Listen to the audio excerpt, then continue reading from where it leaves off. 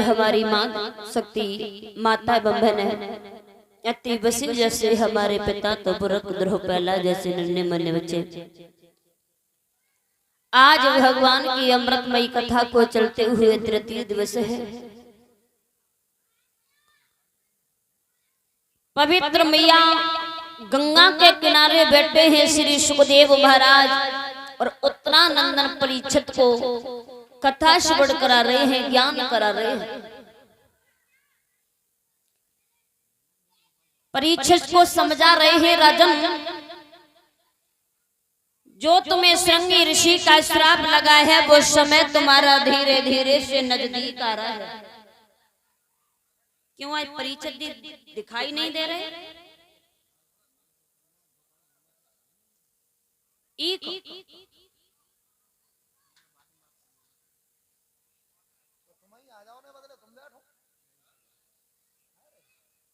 जब चले जाओ तो तुम बैठ जाओ ना, तो हाँ बैठ जाओ। आपको आसन तो सबसे सामने है। हाँ,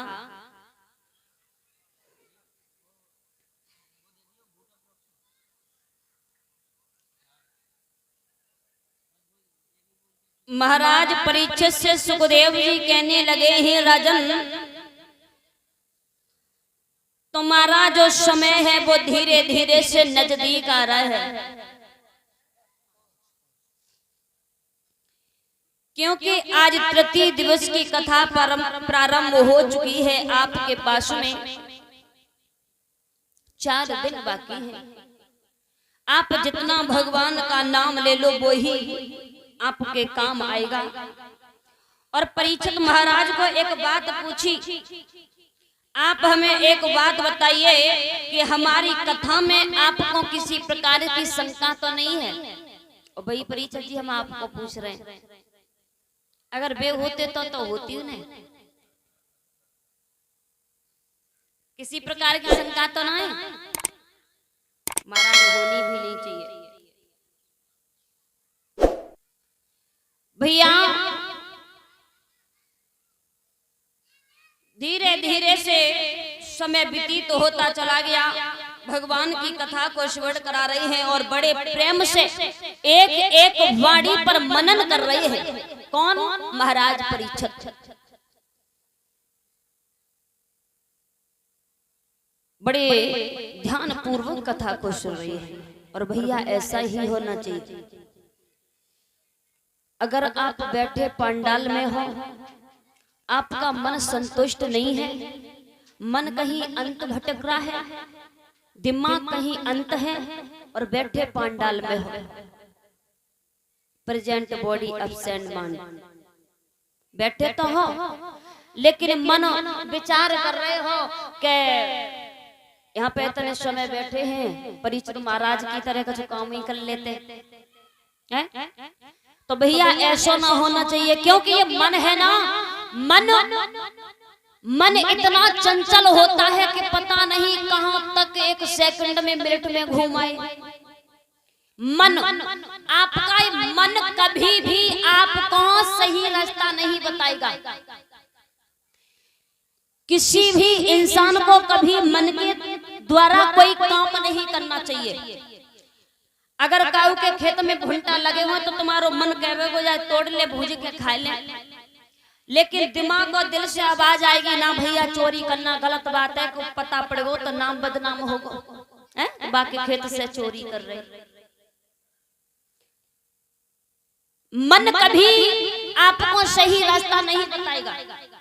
मन चंचल होता है, मन हमेशा गलत रास्ते पर ले जाएगा, लेकिन दिल और दिमाग हमेशा आपको सही रास्ता बताएगा। भैया आप लोगों ने शाम को कथा श्रवण की थी ध्रुव के बारे में। ध्रुव ने बारिश की उम्र में किस प्रकार से भगवान के दर्शन कर लिए और भगवान ने उस भक्त को कहां इंद्र के ऐरावत हाथी पर बिठा करके उनकी नगरी में ले गए। भैया हमारे इस भारत भूमि पर ऐसे ऐसे महान व्यक्ति हुए, ऐसे ऐसे भगवान के भक्त हुए जिन्होंने अपने नाम का एक इतिहास बना दिया।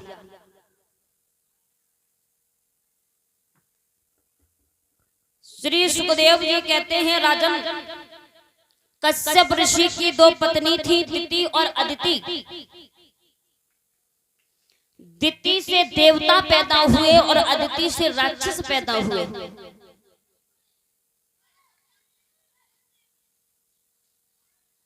जिनमें दिति ने 2 बेटों को जन्म दिया, हिरणाक्ष और हिरण्यकश्यप, जिनमें एक बेटी थी जिसका नाम था सिंघका। इनका भैया था हिरणाक्ष। ये हिरणाक्ष भगवान को बहुत परेशान करता था, भगवान को सताता था। एक बार भगवान ने 12 सूकर का रूप रख करके इस हिरणाक्ष का वध किया। कब किया? जब भैया ये सृष्टि की रचना हो रही थी तो हिरणाक्ष इस पृथ्वी के नक्शे को लेकर के चल दिया, और जब चल दिया तो ये बात विष्णु भगवान को पता पड़ी। तो विष्णु भगवान ने विचार किया, ये तो बहुत गलत हुआ। विष्णु भगवान इसके पीछे पीछे भाग दिए। तो इसने क्या किया कि सोरों क्षेत्र में जहां सूकर की पोरी बोली जाती है वहां इसकी चटाई करके सो गया। और जब चटाई करके सो गया तो विष्णु भगवान सामने खड़े हो गए, देख हिरणाक्ष, मुझे इस पृथ्वी के नक्शे को दे दे। लेकिन हिरणाक्ष एक बात नहीं सुन रहा। तो भगवान को मजबूरन होकर के 12 सूकर का रूप रख करके उस हिरणाक्ष का वध करना पड़ा है। हिरण्यकश्यप को ये बात बहुत बुरी लगी। विचार किया कि भगवान ने मेरे भैया को मार दिया, मैं तपस्या करूंगा और भगवान से वरदान प्राप्त करूंगा और अपने भैया के मरने का बदला वसूल लूंगा। हिरण्यकश्यप अपने घर से भैया तपस्या करने को चल दिया। जब तपस्या करने को जा रहा तो एक वृक्ष पे तोता बैठा और वो तोता नारायण का नाम जप रहा था। जैसे ही हिरण्यकश्यप ने नारायण नारायण का नाम सुना तो पीछे को लौट दिया। इसकी पत्नी का नाम था कयादू। कयादू ने पूछा, क्यों महाराज, तुम तो भगवान को भजन करने को गए हते, काय को लौटे आए? जवाब दिया, अरे क्या बताएं कयादू, आज मेरा पूरा दिन खराब हो गया। जाके नाम से हमें बैर है, भाई को नाम सुनने को मिल गो। तुम्हें किनके नाम से बैर है? तुम्हें नहीं पता? बताया कि कयादू एक वृक्ष पर तोता बैठा था और वो तोता नारायण का नाम ले रहा था और नारायण मेरा दुश्मन है। कयादू ने जवाब दिया, फिर से कहना आपने क्या नाम लिया? हिरण्यकश्यप ने कहा नारायण। अब कयादू सुन तो सब रही है लेकिन बहरी बनी गई। हिरण्यकश्यप के मुंह से भैया 108 बार नारायण का नाम उसने लिया और फिर मन में विचार किया कि अब बस है गो तुम्हारो कल्याण, अब चले जाओ। जब हिरण्यकश्यप चला और जाए के इसने तपस्या को लगा लिया, भैया इतनी घोर तपस्या करने लगा, इसने अपने शरीर का ध्यान नहीं किया।